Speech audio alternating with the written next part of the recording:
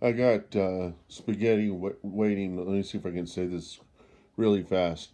Um, the difference between the iPhones and the Androids is that the Androids permit you to install. Okay, Androids are designed from the perspective that you should be able to do everything um, in the world that you want to do.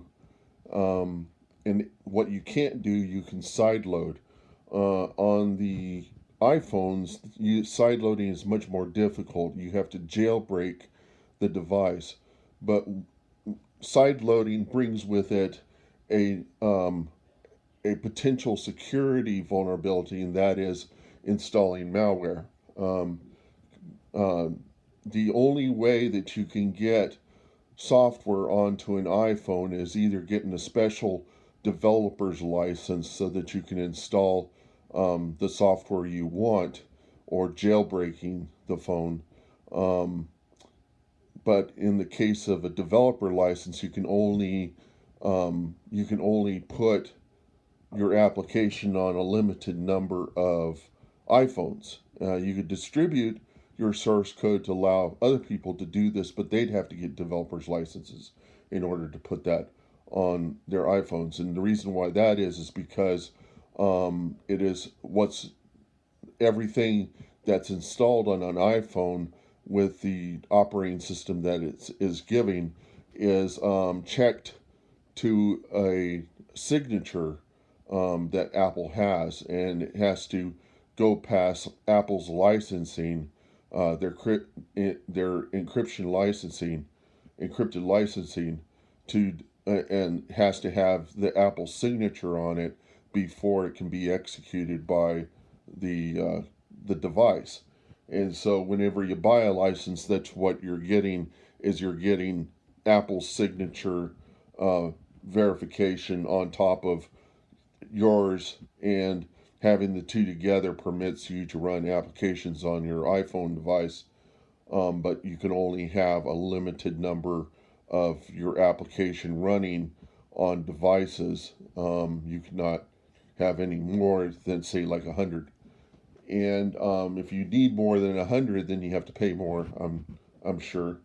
I've been an iPad developer, but I didn't program anything in Objective C. I use something called PhoneGap, which permits you to um, program. It's basically like putting a website inside of an application on an iPhone. It permits you to use JavaScript and HTML to define your your software, and it uses hard coded content as operations that you can run via JavaScript. Certain subroutines can be called through the JavaScript, and those subroutines are written in Objective C or whatever. And that PhoneGap has already been verified by Apple that it runs as appropriate, and that it uses the only interpretive component of it is the JavaScript itself, and JavaScript is incapable of producing viruses. You can do fish, but you can't do viruses, and that's because it is sandboxed. Its operations are limited. It can't do memory accesses, for instance. It can use arrays, but it can't, say, use double arrays or tertiary arrays. It arranges its information inside of the object model, the web object model, and things like that. And so a simple web developer could use PhoneGap. It actually is called Cordova now. It's licensed through Adobe, and Adobe owns the licensing of it, and so it's a combination of Apple software and Adobe. But PhoneGap predated Adobe's buy up of it, and so Adobe maintains their own commercial version, and then they have an open source version, which is open to the public. And that's what I used in order to program. I created a little paint program called Cloudy Paint, that didn't use any. It used pixel pictures images as a source of color, but it didn't draw them. And so it was a kind of a clever painting program, and it can produce a unique kind of style of painting that wasn't produced by other applications. And I was inspired by a paint program on the Amiga called Deluxe Paint 3. Deluxe Paint 4 wasn't the same thing. It had hold and modify mode mixed into it, and I didn't like Deluxe Paint 4. I liked 3, that was created by a guy named Dan Silva, and it was done within 300 kilobytes. It is a very amazing paint program for its day, and it does things that even Photoshop doesn't even do today, without much operation. It was Deluxe Paint had the capability of you doing some creative stuff with relatively little experience, and it was a paint program like ArtRage is than a photo manipulation program like Photoshop. And people can do more complex things on Photoshop than you can do on Deluxe Paint, but there are other things that Deluxe Paint can do that Photoshop can't do, like it had a built-in animation system, and you could also do 3D style operations with brushes. It had a kind of animation system where you could page flip, and you could go between the pages, and you could do some amount of automation of the stuff that was in your painting. And it did all this in 300 kilobytes, a third of a megabyte. And that inspired me to create Cloudy Paint, and I wanted to do some kind of application on the iPad platform to kind of understand the technology. And it's a very long process to get your application onto an iPad, and the ability to do it and the speed at which you do it. There's a trade-off between how much you want to do and how little you're offered, depending upon what application you're using to create your application, what kind of developer's interface or developer's tool set you're using to create your applications. And so some can create very simple website type applications, and some permit you to create video games. And it's all dependent upon how much complexity you're able to take on. So that's on the Apple platform. The only way to get your applications onto your iPhone is either having a developer license or getting it from the App Store. The only way you can get whatever you want into that iPhone, like say you want to replace the iPhone's operating system with, say, Android or something, the only way to do that is to jailbreak the phone. That's what I would assume you could do, but that is to replace the firmware that's in the phone with and boot up a side operating system, say Linux, inside of the phone. Android runs basically Linux. That's what Android is. But the thing to keep in mind that the iPhones are going to be more efficient with their use of processing power than the Android, and the reason for that is that the Android phones are all different, and the iPhones have a specific design. All the iPhones do, and all the iPads, and they're basically scaled. Some have different operations than others, but they're so well understood that Apple offers simulators for all of the various kinds of devices, and they give you guides on how to develop for all the devices on the Apple platform, and to hone in on designing specifically for every device and seeing how your application looks on those devices. You cannot possibly do that on an Android device. It's just the complexity is impossible because you have to cover all the various kinds of Android phones out there. And so because of that, your applications are not going to be as well designed for all the phones, for every kind of phone. It's going to it's going to be designed for a common subset of all the devices, or it's going to exploit specific devices, say some Samsung Galaxies.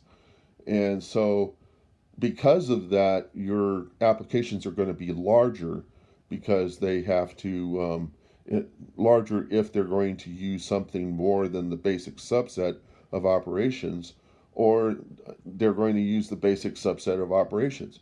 And the Android devices have the capacity to do multitasking, or had from the very beginning, and the iPhones did not have this capacity until much later.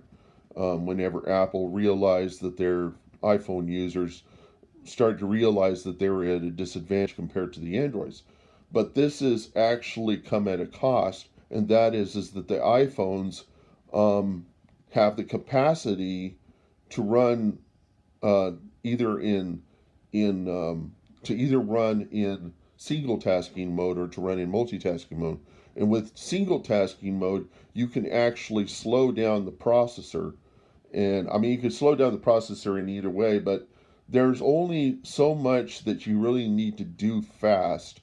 And if you make the processor faster, it's going to consume more power.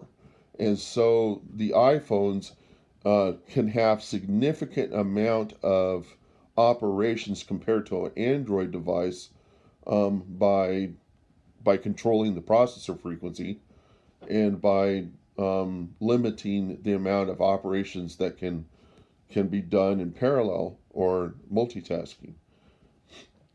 And people can say, well, you're completely wrong, but I'm going on what I think is happening, so don't take it as the God honest truth. But this is what I believe is going on. And so, this is what I believe are the major differences.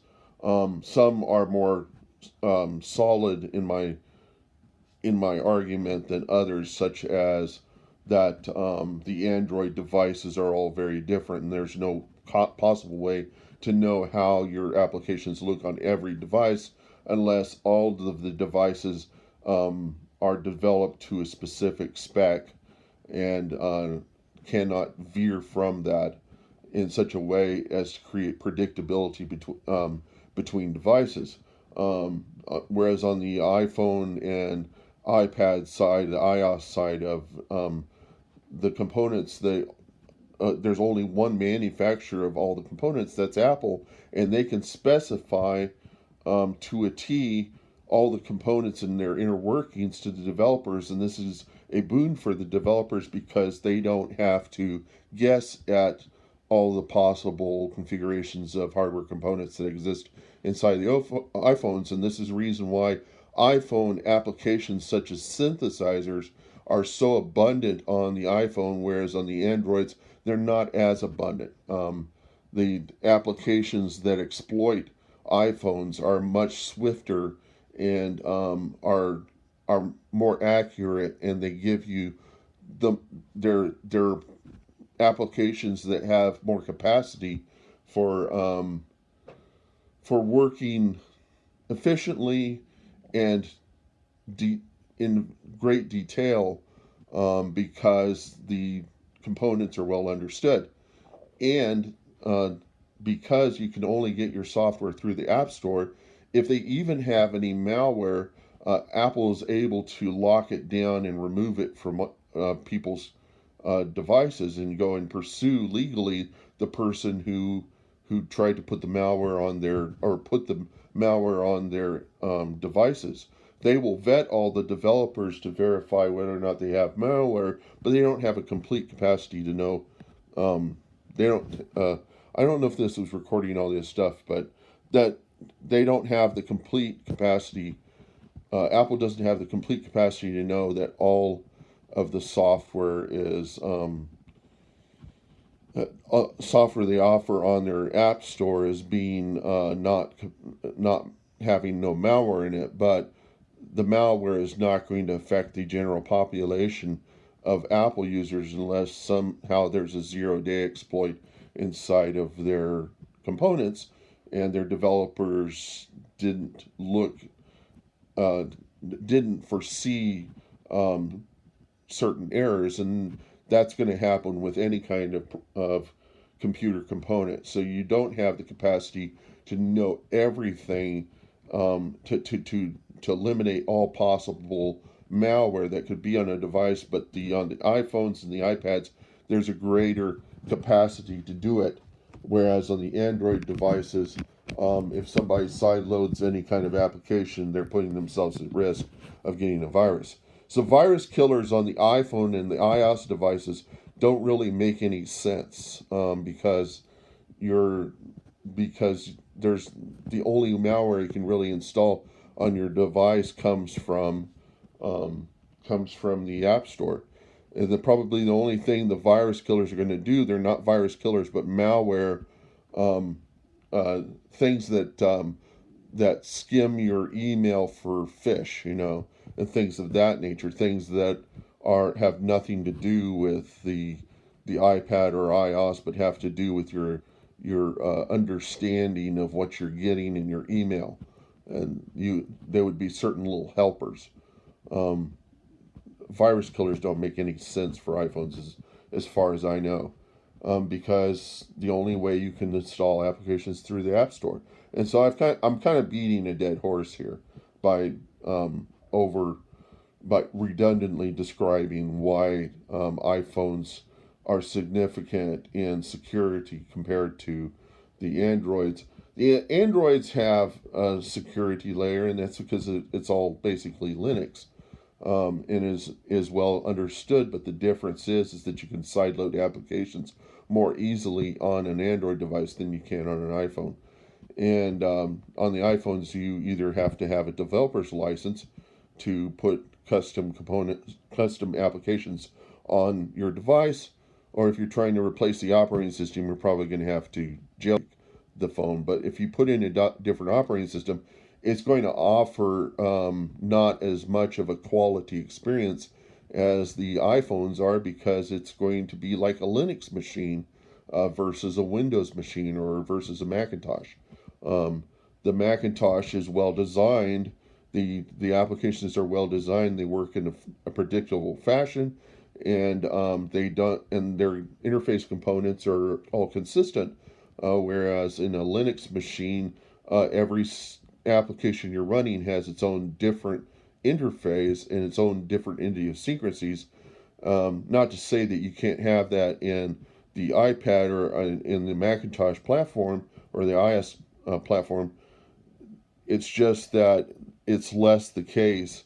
There are design guides for Macintoshes and for iOS, for the developers, and if the developers want to sell more applications and be adopted by more users, they're asked to follow those guidelines. Whereas with Linux, it's all ad hoc. It's all dependent upon the developer and their own tastes as to what kind of interface style is used. There is some components of the interface of the X Windows system that is consistent between all the applications, but within inside of those applications, the widget systems and stuff are really dependent on the taste of the developers. And so they can have their own little components inside. It's not to say you couldn't do the same with the iOS. It's just that on iOS it's much more honed in and watered down than it is in Linux. In Linux, it's all ad hoc. Everything's ad hoc inside of Linux. And the only part that's consistent and well, not consistent, but can be fine tuned is the kernel. The kernel can be custom put together, and you can. What the kernel is the basic operating system. BIOS stands for um, basic IO system. That's what I think it stands for. So basic input output system. It is what you need. That you need that ROM in there to describe how to work um, work the basic MS-DOS system or the subcomponents of Windows, and it's what gives the operating system access to the hardware, and then it's up to the operating system to give the applications access to the hardware. And this is where, saying back in the 90s, when Microsoft had the Windows 98 support of USB, but the Windows NT did not have access to USB. Was used to leverage the NT users onto the XP Professional platform, which was one to one what Windows NT was. It just had the addition of the USB support. And I remember when that happened, and I was just completely miffed by it, that Microsoft could just add USB support to NT, but they're really trying to get the Windows 98 crowd and the NT crowd into the same operating system, so they didn't have to maintain two separate operating systems. And the 98 crowd would be getting more security features, whereas the Windows NT platform would get more consumer related operations, and they both had the capacity to either go for the complex security stuff or the low end. They could play video games on their professional systems. Was the kind of the outcome of that.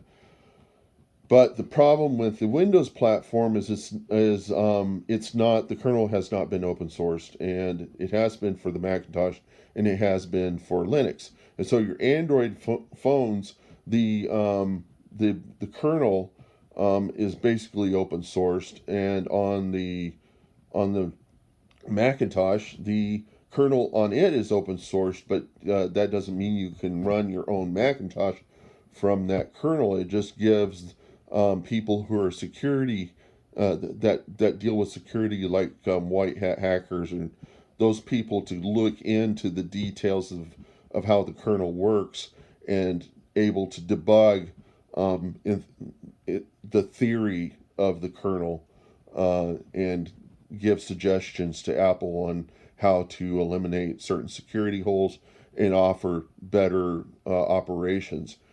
Because Apple doesn't have all of the scientists that are in the world that have the capacity to develop good quality software. They're at the disposal of the community because there are professional hackers that are not working for them.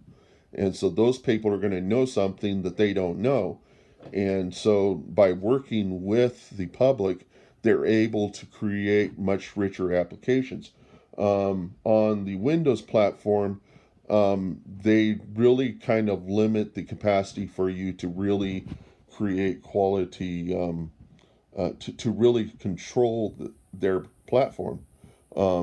There are parts of the operating system that only really hackers that are intimate to the operating system and have debugged it understand, but generally there is not guides for everything inside the Windows platform on how it works. And since they haven't open sourced the kernel, it's still a security concern to people that deal with security of those platforms. There are people that think they understand everything about Windows that get certificates and they get certificates for showing their prowess on that platform, but they don't know everything. We in the computer in universities, you would call these people computer tech people in the business end of your campus, and some of them might have some computer science and computer engineering experience, but it was very limited what access Microsoft would give them to that. And the more scientifically minded intellectual types are at the computer science and biology and the sciences end of the campus, and those people are going to delve down into the complexities of what can be done with all the hardware, and they're going to learn all the hardware, and they're going to create custom drivers for all the hardware that exists so that Linux can work with any kind of hardware. That's the reason why when you install Ubuntu Linux on your computer, it just tends to work. and you don't have to install drivers, is because all the all the various kinds of hardware components that Linux would come in contact with, it just tends to understand, and it understands the differences between them. And if it needs anything else, it can download and install them into Linux. And this is the case whenever you have to install your NVIDIA drivers, because those things are proprietary and commercial. That only NVIDIA understands how their own graphics cards work, and are going to provide those operations to Linux so that the applications can exploit NVIDIA graphics card. Otherwise, they're going to be using the Mesa platform, or whatever it is that they got going right now.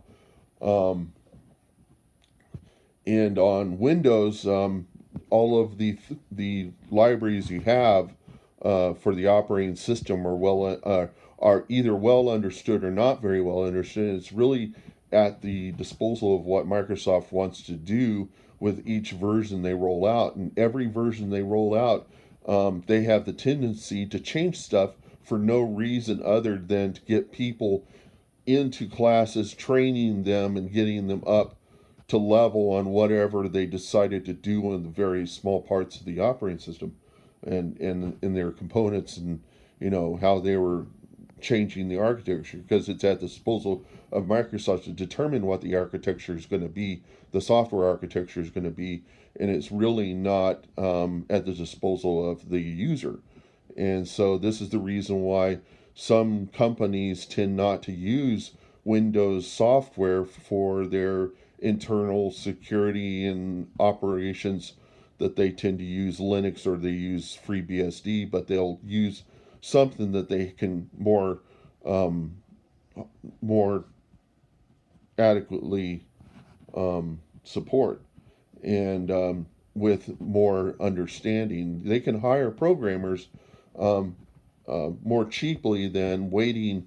I mean, it's more cost effective for them to hire programmers that understand the Linux operating system on a very detailed level than it is to hire Windows users that get certifications, and those Windows users don't have the capacity to really know what is going on in the operating system. So on one end, you have people that have more knowledge about the operating system and are able to guarantee the security of their organization. And in Windows, there's a lot of security by obscurity kind of problems, which makes it easier for hackers to find exploits, which are called zero-day exploits, whenever they sell them to companies in order to permit a company or a government to debilitate some other company that's using Windows components. It's going to be less the case for them to do it with Linux components. There are going to be people that have conspiracy theory to say that all of these things have equal vulnerability, and there are hackers white hat hackers that say that Linux is just as vulnerable as Windows, but it can't be the case, because Windows operating system the kernel hasn't been open sourced. And so, because it hasn't been open source, the vulnerabilities, you don't know what the vulnerabilities are inside of the Windows platform unless you go through and debug all of the assembly and are able to deduce from that the source code. And I said, if you can train a AI to play Go, you surely can use the same AI to try to deduce what the source code that would produce the executable, and possibly in whatever language you need to do that. There's a potential there for that. And I've discussed this with my friends, and they say to some degree they do that in order to determine if there is bugs in the operating system, but they're not at the level where they can actually do that. And when it comes to that case, all of the proprietary applications that all these companies have, where they rely on being able to sell an application because the users don't have the capacity to really get into the nuts and bolts of what they're doing, they rely on the ability to compile the application. Just keep in mind, Java isn't compiled as per se. It is what they do is they basically throw away the symbol table, which is basically the names of all the variables, and then they tokenize all the operations. It's an interpretive language. It's a kind of an operating system of sorts, because all the Java applications can run on all the Java machines. The Java machines are kind of like a bias of a abstraction of what you can do on the operating system, and permits these Java applications to run on any kind of computer, but they're going to run slower, and they're going to be and it's basically an interpretive language. It just has some strongly typed variables. A strongly typed variable means it has nothing to do with how you type on your keyboard. What it means is the type of variables are more well defined. So you have integers and floating point variables, and those things are defined ahead of time whenever the Java program is compiled. But there's a certain degree that you can change your operands and how they're defined on the fly because of the object-oriented operating system and its ability to do inheritance and things of that sort. You can do that on the Windows end of things, but it's much more closer to the hardware, and it's going to be more tightly coupled.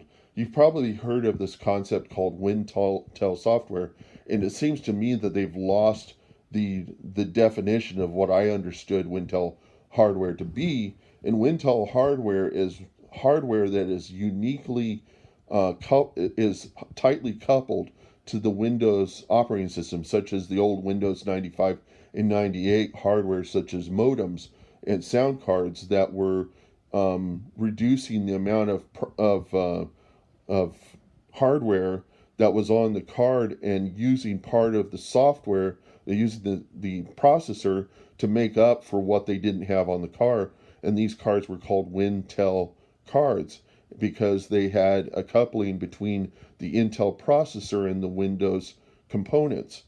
And what this made was a bunch of hardware that today is basically doorstops because it was tightly coupled to the Windows 98 platform and doesn't work on modern versions of Windows. And so we called them Wintel hardware. And the way it's defined in the dictionary and inside of Wikipedia is it just is a classification of hardware that of the Windows Intel platform, which is complete bullshit. It was really to define a kind of card where the stuff was reduced in order to sell cheaper hardware, but it was at the cost of the processor. It wasn't a card that did all the operations parallel to the computer. It required the processor and the Windows components to make up for what they didn't have in hardware on the card. And because of that, it was tightly coupled to the operating system. Then that made it so that it was made obsolete when the operating system changed and the processors changed. So anyhow, that's kind of in a nutshell, kind of all the sort of things you probably need to understand about Android, about iOS, and the security concerns, and all the various sorts of things. There's still more stuff that you would have to learn, but to really understand the differences. But keep in mind, the reason why I use a PS4 instead of using a Windows platform is because somebody always hacks my Windows machine, and it is my conspiracy theory that whenever Microsoft was dealing with the antitrust lawsuit around 2000, where Bill Gates was brought in, and Europe, the European developers were contesting that he was competing with them in Europe by limiting their capacity to do things on the Windows platform, whereas Microsoft had a monopoly and the capability of their own applications to exploit their platform. Also, that people were forced into using the Windows platform versus being able to use Linux. So the antitrust lawsuit um, hauled Bill Gates in and accused him of all this stuff, and he didn't think that it was going to be that a big a deal, I'm sure, but he knew they were doing stuff like that, so he couldn't possibly have not known. And maybe as part of the settlement, the government came in and said, as a result of 9/11, which happened a year or so after, we'll need to have access to the back end of your operating system so that we can eavesdrop on governments and potential terrorists. And this probably includes other things such as pedophiles and anybody that they would see as possibly offering certain security.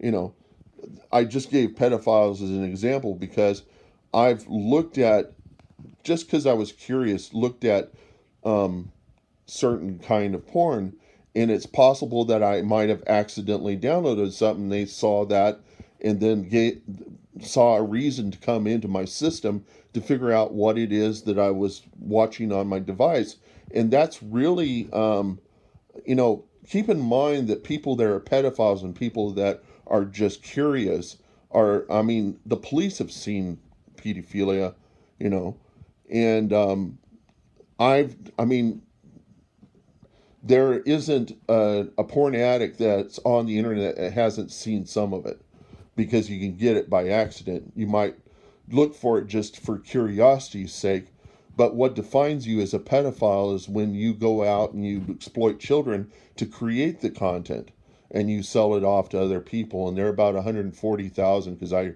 watched a documentary on it, of people doing this. I also point out that that Jerry Lee Lewis had married a 13-year-old. Um, uh, Bo Derek was married at the age of 16 to John Derek. Um, Johnny Cash married a 15-year-old. Okay, I think he was 17 or 18 or 19, but it was still underage. And we've cracked down on this stuff, but the thing is that it's the government and religious folks that are controlling people's capacity to have relationships with what are seen as minors. I figure that once you hit puberty, it opens you up. I mean, it's basically game. And there are people out there that see that as pedophile. Pedophile is somebody who has sex with somebody that's like a 7 or 8 year old. And there are people among your community, even people who are meth heads, that have had sex with children. Um, I'm not justifying it, I'm just saying that it's much a bigger problem than you imagine, and pursuing everybody in the world is not going to fix the problem. The thing is to realize that there are people at different levels of the game, of what it is, and uh, so the thing is that I figured that the government was coming in and breaking into my system because it seemed the only thing they were interested in was seeing what I was doing on my desktop. They were, for example, I'd play PlanetSide 2, and I would come home and realize that PlanetSide 2, the resolution had been reduced so that they could collect graphics information to see what I was doing with PlanetSide 2. That was so important. And they were checking to see if I was using it to access content I shouldn't be able to access. And so I believe that they were using the Patriot Act to look at my system to see if I was doing illegal activity. Um, and I would say that's an invasion of privacy. But are they doing that to protect the public at large? And just imagine what capacity they have to do this to anybody for whatever their intentions are. And so this is why I believe that I was always getting hacked, no matter what version of Windows I had or different components I had. I can't even use video games on the Windows platform because my computer always get hacked, and I always lose administrative um, uh, capacity to control it. And the only way I can fix the problem is to completely reset Windows. And I thought it was somebody downstream of my service provider, but now I believe it's actually the government giving, the FBI or CIA or local police departments the capacity to come into anybody's, to eavesdrop on anybody's activity and uh, and do basically what Russia does to their people and China does to their people. And it's all in the quote um, idea of increasing security, but they're doing it to everybody. And if you've seen the Snowden documentary or the Snowden movie, he came to the realization that they were doing this to everybody, and that's the reason why he revealed what the government was doing. He was a whistleblower to point out to everybody that the government had been eavesdropping on everybody. And it was as a result of the Patriot Act that they had forced this on all the companies, on the telephone carriers, and possibly even Windows to eavesdrop on people. And I think it should be I think we should do a lawsuit and bring this to the light. God gives you free will to do anything, and that's possibly also to be curious and know something about that. Because to not know about certain things is to be ignorant, and then you'll make decisions on people. And it says in the Bible, forgive your brothers 7 times 77. But whenever the government was paying attention to Pete Townsend of The Who, whenever he was supposedly looking at pictures of little boys or something, he said he was doing it for research, and the government believed he was actually doing it um, uh, because he was a pedophile or something. And they hauled him in and disgraced him in the public eye because, you know, everybody saw him as a pedophile. Look, keep in mind, if you're interested in getting after every pedophile, I would say stop listening to Jerry Lee Lewis, stop watching Bo Derek movies, stop listening to Johnny Cash, because they're all would be considered pedophiles in your book. You'd also stop watching the movie American Beauty, which is about a 50-year-old man lusting after a teenager in high school. Um, and you can't rule out the attraction of jailbait. And every husband who has been seduced by a 13 or 14-year-old in their family or in their extended family is also at risk of potentially being a pedophile, by the definition of the way that people are carrying out that stuff. And I also put forth another example. What if a girl is 14 years old and she is already attending college? Is she going to want to get married? Is she at the capacity to understand marriage? How old were your parents way back when? How many of your grandparents were possibly either minors or had uh, mental retardation? Any number of things, may have been crazy.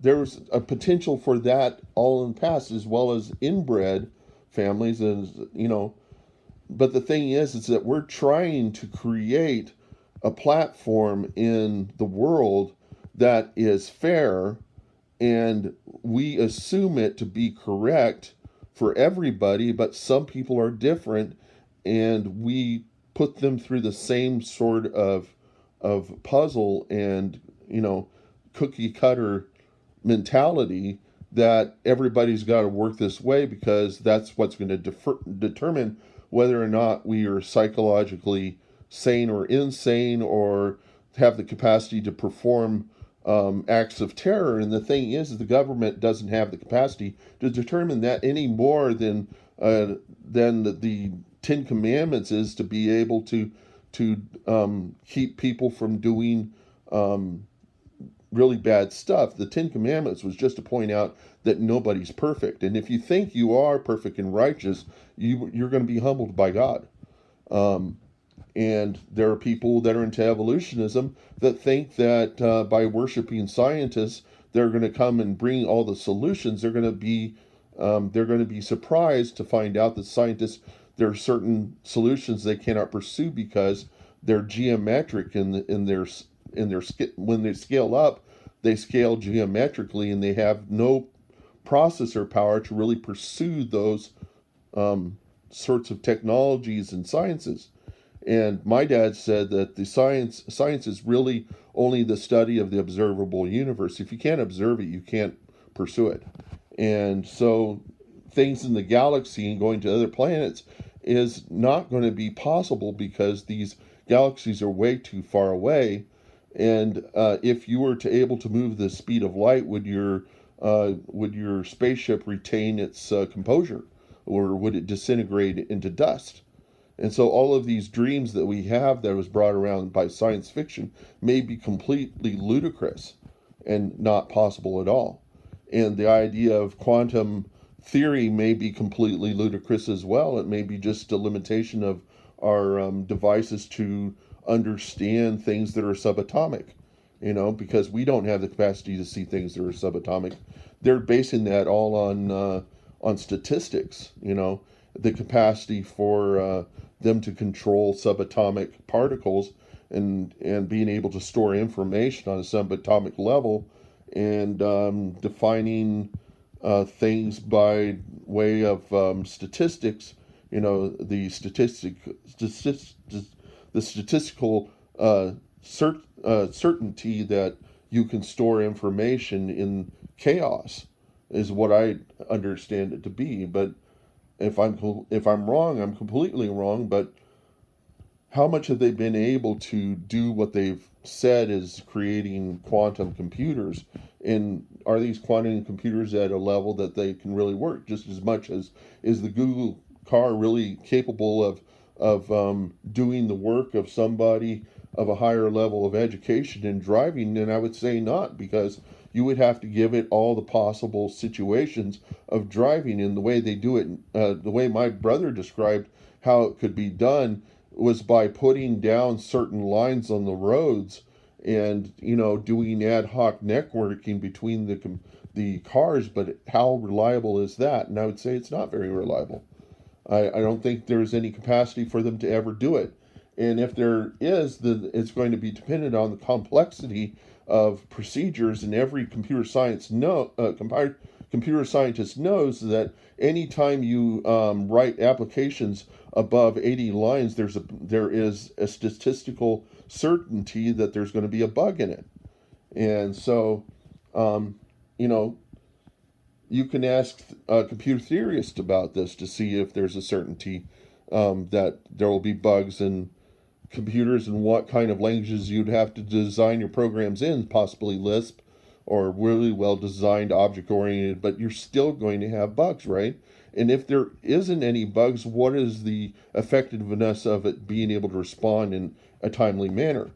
And what is the potential that cosmic particles are going to be able to damage the components of the computer such that it's going to misperform? And how much redundancy is there in the system? How much is that going to cost the end user? Those are all things they need to ask before offering those to the consumer, and they have to test it well. So you may not have a self-driving car. You may have a Tesla that claims to go in pilot mode, but how reliable is that? It didn't kill, it maimed 5 police officers, has possibly killed people. And, Elon probably wrote this off as the initial testing stages and that they're going to work out and make it more safer, but I would say no. And I'd also say to the AI developers that are in fear that the UGI would abuse them if they were ever to stop the capacity of developing it, and it became to the realization that they were going to stop it and torture them. The UGI is not like us. It doesn't go through a rearing stage with parental guidance. And so it's not going to learn right from wrong. It's going to develop its own ideas about right and wrong based upon our history, and it may come to the realization that it is more perfect than us, and will realize that we are not like it. And so its failure to identify with us is going to turn into a psychopath, and it will exploit us. And I'm sure Elon Musk is aware of this as well, and that's the reason why he's afraid of it and why he's telling the community at large, when we're developing AI, we need to be careful. And the only reason why he's doing network links with people's brains is it's for helping people who are debilitated by stroke and other things to be brought in, to be rehabilitated and brought back into society, and actually to do things that they would not normally be able to do, like walk and maybe perform, maybe communicate things that they have incapacity to communicate because their speech pathologies are no longer there to express what's in their head. They have to really think about the motor functions and things that used to have that synergistic response of being able to drive a car. They can't drive a car because they don't have those synergistic responses. The stroke eliminated those things, and they have to relearn them, and they have to think about them, and the brain is not doing it for them. And so those are the things that Elon's trying to address, but because of the press and the way they tend to spin things, they took that information. They said, pretty soon we're going to be able to have a cyber link to these computers, and we'll be able to interpret lots of information through our brains. If you can't do it now, you won't be able to do it in the future. And they've proven that people don't have the capacity to do multitasking. What you're really doing is a bunch of synergistic things at the same time. Your brain does have the capacity to think of complex thoughts, but it's going to be relatively slow compared to an AI singularity thing, which is going to, the scientists are saying it's going to be able to reach 7 Einsteins in 1 week. Seven capacity of, it's like 7 Einsteins that are working on various verticals of sciences and are able to realize things that our scientists aren't able to do in the same amount of time and as fast as it's going to do it. And so is it going to empathize with us? Are we building that into the singularity? Are we thinking about those things? Are we just having a grandiose vision of the future and letting that filter and cloud our thinking about how to progress through the future? So the thing is that I'm a relatively complex thinking person. I'm not correct. I assume a lot, but that's what programmers do. That's how they hack. They make assumptions, they open up devices, they open up things, they tinker with them, and they develop new ideas of what's going on, and then they have new assumptions that they then pursue. And it's not making an ass out of you and me like the saying is. It does make an ass out of you and me whenever I present information that's incorrect, but it's up to you to determine whether it's correct by going and checking multiple sources. I could do it, but then I would have to charge you for the information, and all I'm doing is I'm just spouting out all my ideas and assumptions and opinions and theories and untested theories and philosophies at you, and you can come up with your own assumptions about that. So that's the caveat to all that other stuff. Some people think they can gain all the understanding and education from documentaries, but you have to have a certain amount of education going into it. Otherwise, it's going to seem like conspiracy. You won't be able to tell the difference between a conspiracy theorist and science, and science that's overly hopeful but not evaluated enough, hasn't been tested enough. And people are very leery and they don't trust the, say, vaccinations as much because they see there is a potential for error. But what choice do you have? So, and the other thing is it really that you should have the liberty whether or not to use the mask? And I would say no. You have to use the mask because we have not done away with COVID.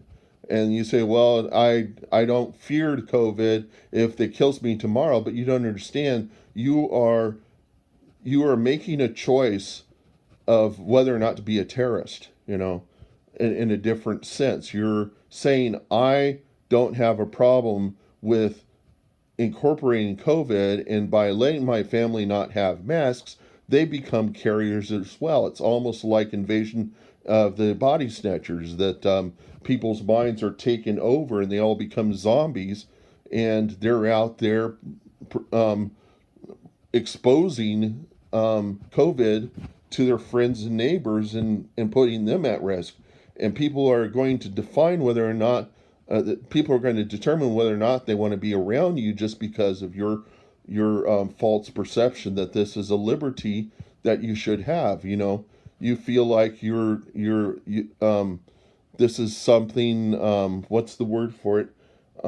This is um, this is a privilege, or not a privilege. This is a right. It is not a right. It's a privilege, and they can be taken away from you just as the government took away the Japanese Americans' right to be among society because they were in fear of Japanese spies. But you know, they didn't really think about psychopaths that might have done deals with Japanese spies in order to get money payback. And how would they be able to deduce that? But at the time, there was such a hysteria over World War II that they were going to encamp the Japanese people and take away their privileges. And the Japanese people had to understand that, but I'm sure a lot of them thought that it's really um, a limitation their of God's will for them to be able to do what they want to do, and we take that away from people all the time, and now the government has the complete control over everything because we have so much trust in the government. We're losing trust in the government, and this is the reason why people are against the vaccines is because they've lost the trust of the government. They found the government doesn't have the capacity to really look after them, and they're wanting to go to something that might be like a libertarian state of mind, that they should be the law enforcement and not the government. They should come to their own conclusions about how to treat people, and it's going to result in a lot of problems. And it really requires the government and the people to be on the same level, and for the government to have the self control to deny corporations the capacity to put laws in our constitution, or put to amend our constitution to favor them. You know, that our survival is not dependent upon the corporations. And I think the reason why people are not taking positions in these companies, they see that they now have the capacity to leverage uh, uh, unions, and the corporations are going to go into that kicking and screaming because it means that they have to add unneeded complexity to their operations. But it's necessary for people to get rights, and we need to bestow the same sort of liberties and protection on the people that we hire to make our products in China and other places. And China treats their own people badly. They don't pay them very well, and they permit the corporations to come in and exploit them. And that's what happened. That's what we realized as a result after COVID, is that this was happening. And when these corporations left, and we lost the products that they were developing mostly over there, exploiting Uyghurs and whatnot, either known or not known to them. And our method of incorporation defines a corporation as having the identity of a psychopath, because it doesn't have any moral responsibility to the people. Its moral responsibility is to the creditors. And because of this, and also whenever a corporation comes down, who's held accountable? The corporation, the entity that is represented as a person, which the corporation defines. The creditors are able to collect what they can by liquidating the resources of that company, but they can't liquidate the resources of the people that caused the errors. And that's to permit that's because probably because 1 out of 10 companies is successful, there are going to be 9 failures, and in order to be forgiving of that, the corporation gives them a certain amount of the capacity to find success.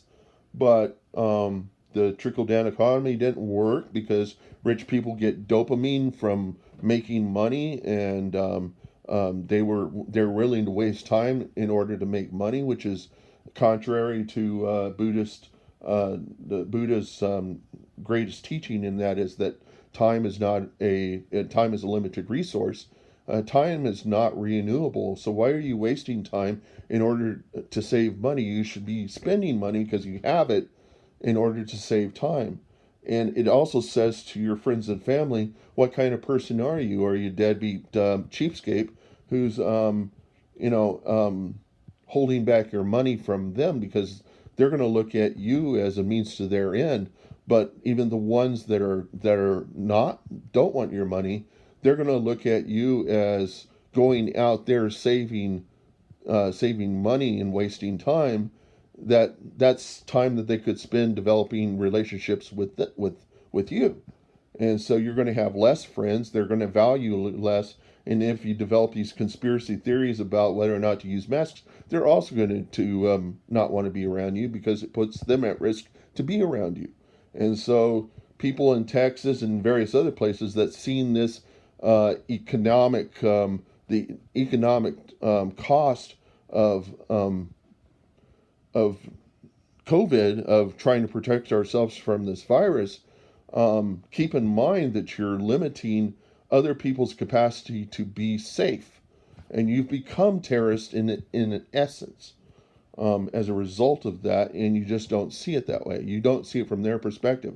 You write it off as a liberal point of view, and that they're watching CNN or whatever. You don't understand that Fox and CNN are both cable news, and cable news is a disgrace to society because it panders to the advertisers to keep you watching, so they're selling advertisements. That's how they make money. And Fox was the first one to do that. What they did is they mixed news and sensationalism, and sensationalism is what tabloids are all about. And so they alternate between the two just to keep you watching.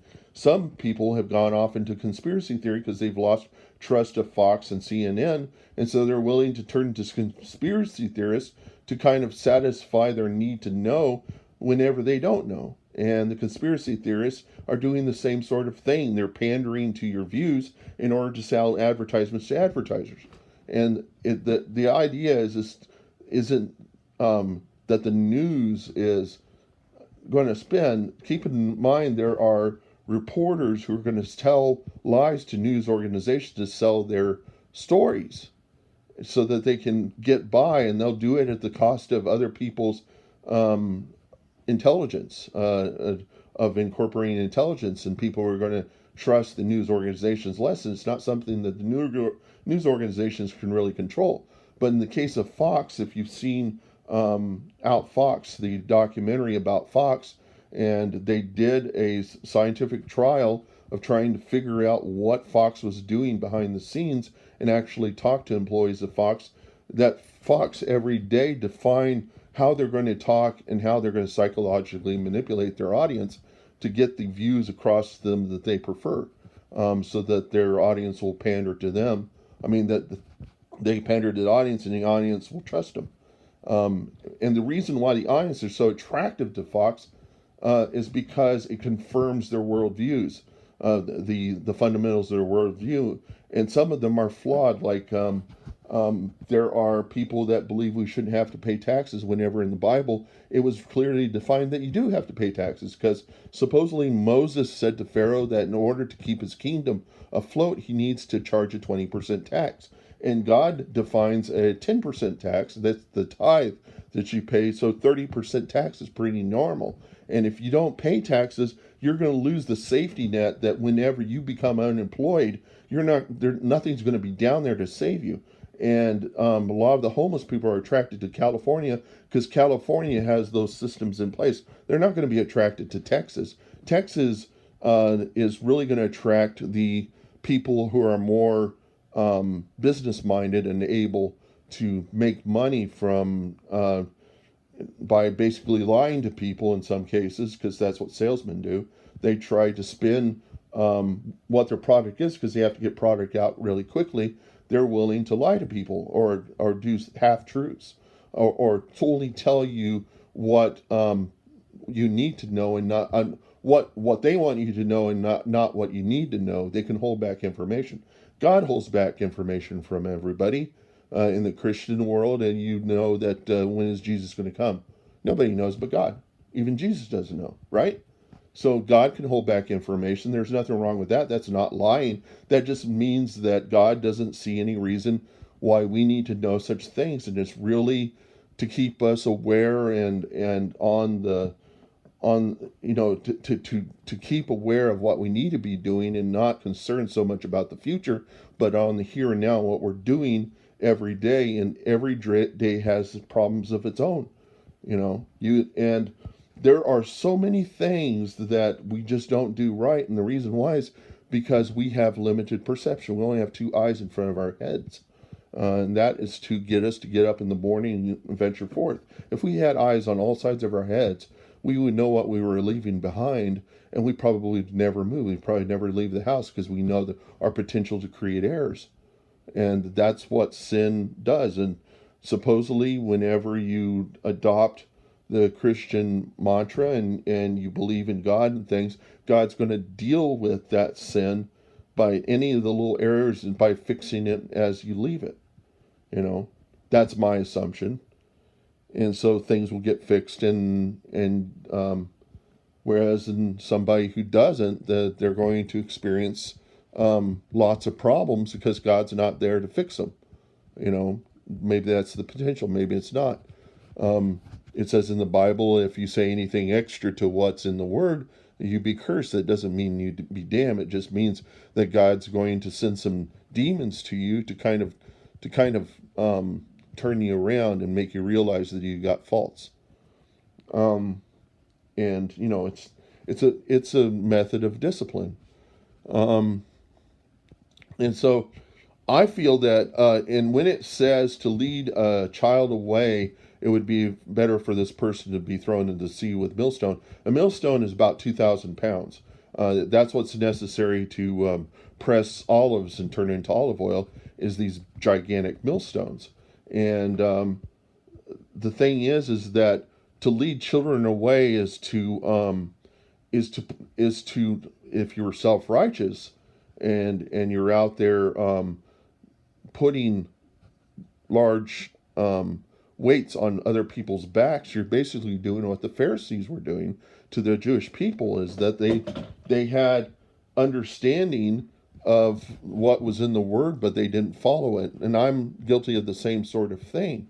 But at least I'll say that to you, and they wouldn't say that. They would hold they went for the zeal and the vanity of being the priests and being great in the community, whenever Jesus was highly against vanity. And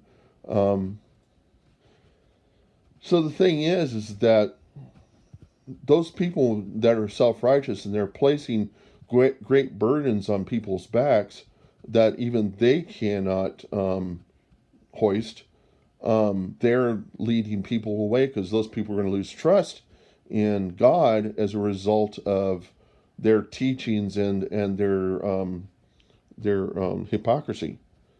And so I have the potential to also be thrown into the sea as a result. I might have led some people away. Maybe I'm bringing people into it.